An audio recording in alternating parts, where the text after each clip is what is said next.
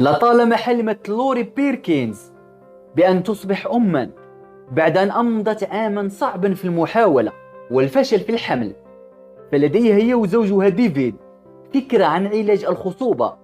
أوضح طبيب الأسرة أنه في هذا النوع من العلاج تزداد فرصة إنجاب توأم نسبة 25%، على الرغم من أن استعدادهم اقتصادياً لطفل واحد فقط.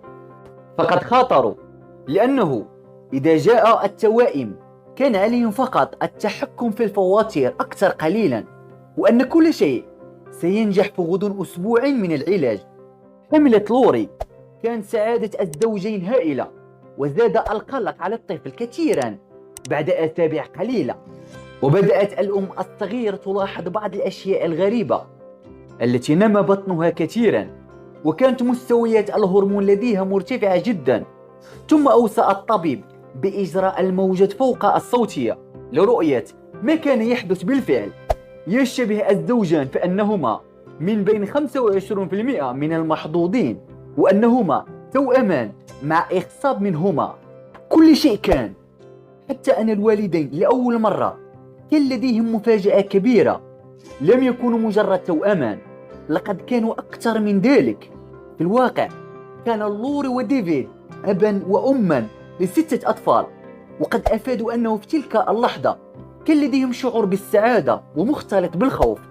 في نفس الوقت كان الطبيب متفاجئا أيضا، لأنه على الرغم من أنه كان يتمتع بخبرة كبيرة، إلا أنه لم يعمل أبدا في حالة مماثلة. إلا أنه حذر الزوجين من أن مثل هذه الولادة المعقدة تنطوي على سلسلة من المخاطر لكل من الأطفال والأمهات. لذلك اقترح التخفيض الانتقائي، مما يعني أنه يمكنهم الاقتراب من بعض الأطفال لزيادة فرصة البقاء على قيد الحياة للآخرين. ونفى الزوجين لوري وديفيد كان هذا الاحتمال بالنسبة لهم أكثر عرضة للخطر، ومسؤولية اختيار الأطفال الذين سيولدون أولا بعد أن ينظروا إليهم خلال الموجة فوق الصوتية. كانت هناك حاجة إلى 35 طبيبا أثناء الولادة، حيث تم إجراء عملية قيصرية لكل طفل. وجاءت 3 فتيات و3 أولاد إلى العالم، وخرجوا من دار الولادة في أوقات مختلفة. بحسب لوري، أنا أحاول التكيف مع الوضع.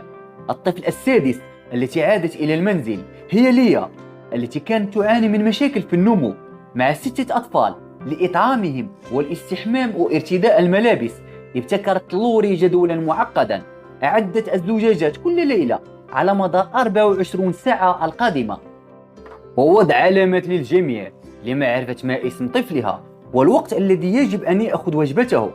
لاختلاف الاحتياجات الغذائية للأطفال ال6، تم استخدام 4 أنواع مختلفة من تركيبات حليب الأطفال في أي وقت من الأوقات. كما طورت أيضا نظام التحول للاستفادة منه على أفضل وجه. كانت هناك مساعدة من أصدقاء المتطوعين للمشاركة في تغذية الرضع في منتصف الليل. ساعدوا أيضا في تحميم الأطفال وغسل الملابس، وبمساعدة الأصدقاء كما حصلت على حفاضات وتغذية للأطفال لمدة 2 عام. وكل ذلك كان هذا ضروريا حتى أصبحت هذه العائلة اليوم بعد 8 سنوات مذهلة.